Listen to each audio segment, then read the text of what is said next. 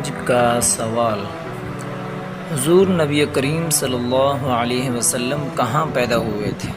جواب: آپ صلی اللہ علیہ وسلم مکہ معظمہ میں پیدا ہوئے۔ صلی اللہ علیہ وسلم کس دن اور کس وقت پیدا ہوئے؟ جواب: آپ صلی اللہ علیہ وسلم پیر کے دن صبح کے وقت پیدا ہوئے۔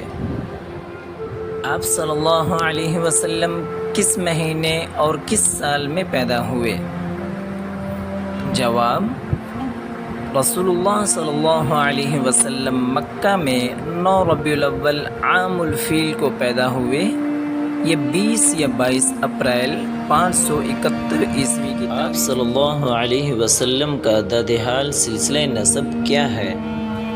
جواب: آپ صلی اللہ علیہ وسلم کا والد کی طرف سے سلسلہ نسب یہ ہے: محمد بن عبداللہ بن عبد المطلب بن ہاشم بن عبد مناف بن قصی بن کلاب بن مرہ بن کعب بن لوئی بن غالب بن فہر بن مالک بن نضر بن کنانہ بن خزیمہ بن مدرکہ بن الیاس بن نضر بن نزار بن معد بن عدنان۔ اللہ علیہ وسلم کا نانہانی سلسلہ نسب کیا تھا؟